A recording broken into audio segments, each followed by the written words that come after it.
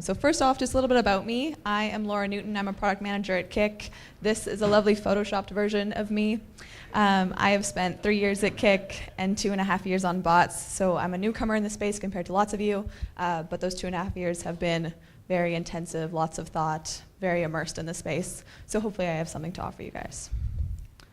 Today I'm going to talk about really just two things. First, the bot basics.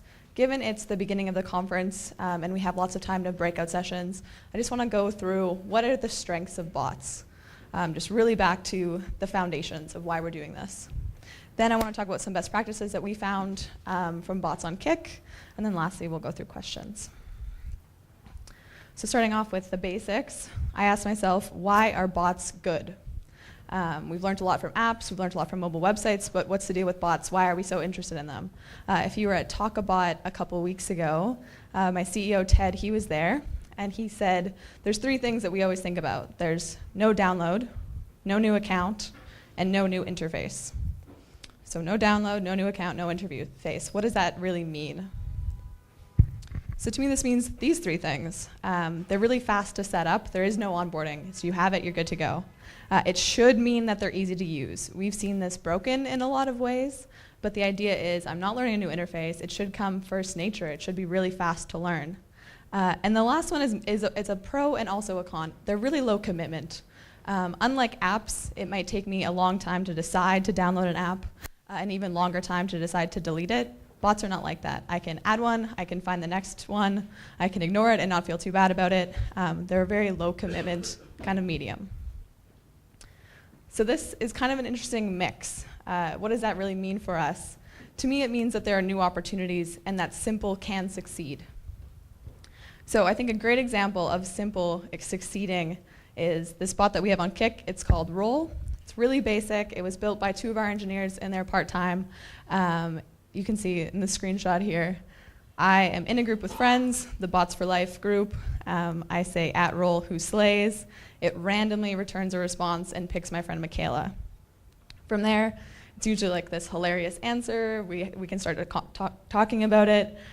There's also some utility in it. We can decide who's paying for dinner, who's calling the cab, but that's really it. That's the entire bot experience. And what's interesting about this to me is that this could never work as an app. It could never work as a mobile website. It would never work as an app extension. It's something that is uniquely good about bots. And here's some stats to kind of back that up. We saw that it got 200,000 users in 10 days, and 95% of those users were just from file sharing. So no paid campaigns, no promotion. It was just friends found it, and then it kind of lit on fire, which is really interesting. So now I'll just dive into some best practices. So this is when I started thinking about best practices, I was thinking about, okay, well, what do I think that makes bots great? These again, kind of the basics. I want to leave the breakout session for us to argue about the details of these topics. And then of course it depends on the vertical, the domain, the platform. But here are the 3 kind of bigger picture best practices. The first one is that bots should be frictionless. Second, personable, which really relates to what the presenter before me was talking about. I'm sure we'll have some awesome breakout sessions about that soon. And then lastly, social. So, frictionless, what does that really mean? The four kind of pieces, 4 tips I would give when thinking about how to make a bot experience frictionless. The first one is be concise. Just like we don't tolerate big walls of text from our friends and family, from mobile websites, from anything, I think because we're pushed into a messenger, we really need to distill our views and get down to what is our core offering and how can we deliver that in the most direct way. Of course, we'll talk about personable soon, but while still having that character behind it. Secondly, I have pace the conversation. I think this CNN example is a great example of this. It's a bot you can see in the screenshot. It walks me through how you elect a president in the States. I'm Canadian, so I generally don't know too much about this, to be honest.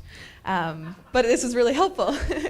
This bot took me through it step by step, and I've obviously been paying a lot of attention to the election, but I didn't think to go research how it actually works.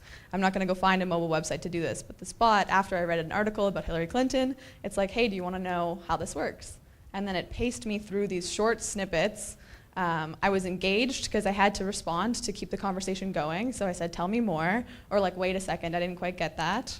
And then it was really fast. It was a great example of a frictionless experience that I wouldn't have found elsewhere. So the last two that I have, just to kind of think about when you're building your bots, is to make sure that there are no dead ends. This is a pretty obvious one, but I think it's one that it's because we're often looking at it in that short view, we don't see the whole web of our experience, which means that we sometimes forget about those branches. So dead ends have some obvious downsides of you just lose users, they don't come back, but it also means that the user doesn't know what to do with your bot, and even when they return to your bot later, they might not know where to start. So because I think users are still really learning how to use bots and what they're good for, and then we're still learning how to write bots, we need to make sure that we're guiding that user through that experience and keeping them on track. So now moving on to how bots can be personable. I won't go through this one in too much detail because I think the presentation before was a great example of all this, but have personality and know your target demo. For us, we have teens at Kik, so that means that we're looking at things like emojis and rich content. We have a lot of GIFs in our bots. It's trying to speak their language, right? You're using their medium. It is adjacent to their conversations with their friends. So take advantage of that and use the medium in that way. Rich content, just lastly, is a great thing as well. We can experiment with ways that we're communicating to our users through chat. So text is obviously the most obvious. Things like emoji and video can be other ways to deliver your message. Last, bots should be social. I think this is something that is often overlooked, especially in the early bots that we saw built on our platform. Unlike app platforms, we are building in messengers. Messengers obviously mean that they are there for, like you mentioned earlier, people. And friends. Your social network is already there. So instead of focusing on these one-to-one experiences with companies or utilities, whatever it is, really think about the ways that you can provide value to a group of people or enhance a conversation between people. Because shared experiences have a lot more weight in our lives than these things that we do one-on-one. And then like we saw with Roll, it really takes off. You can have this opportunity to get a lot of users. There's no one that's going to advertise your product better for you than someone who's already using it. So here I have another example of a bot that I think does this really well. It's a SQL bot. I'm not sure if they're around today. They were at the last Botness event. It's called Murder Mystery, and it's very interesting, kind of brings you back to those dinner parties. I'm in that group again. I call in this bot. This bot then assigns roles to each of the members of the group. So you can see here my friend Robin is a senator, Michaela is a doctor, and then we play out this story, this murder mystery together. And it's a really interesting thing that we haven't seen done kind of anywhere else yet. It's instead of just I'm going through this choose your own adventure, I think is a medium that we're very familiar with. It's now this group experience that we all get to take part in. We can make fun of each other. My friend Robin would never be a senator, and there's like this social currency that comes along with this. So just to summarize, I think I've kind of rapid fired through this, but the best practices that I see really being the most important when we think about this today are frictionless, which means concise and guided, personable, which means rich and conversational, and then social, trying to figure out ways to have those shared experiences and make them richer, accessing the social graphs that are already inherent in messengers. So does anyone have any questions?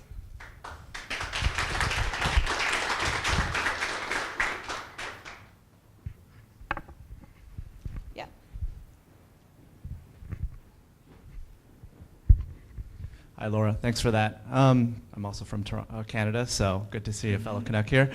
I followed Kik for a while now, and as a messaging platform, as a bot platform, you guys have done some innovative things in terms of blending that sort of hybrid conversational UX that's not only text but also some richer modalities. How do you guys think about either as a best practice or advocacy for developers when you sort of hit that break point to go from a more text-oriented experience to something that maybe is a web view or some other richer embedded experience? Awesome. So the question is basically, when do you know when to go from something like a text interface to using something like web to supplement the experience? So we've definitely done a lot of experimentation with this. We found that we can do a lot more experiments if we use things like web as kind of an outlet. The only thing that we kind of discourage that use is because we think it's a little bit of a crutch. So we tend to avoid going into the web just because the bot space is still so widely unknown that we want to spend all of our resources figuring out how do you do bots right. That being said, we have experimented with different things like web message types is something that we play around with internally. We're looking at different keyboard options and of course like video and GIFs. So I think as the platforms evolve, those richer experiences will be part of that chat screen more and more. And then the need to go out to something like a website will become less and less. Does that answer your question? Yeah.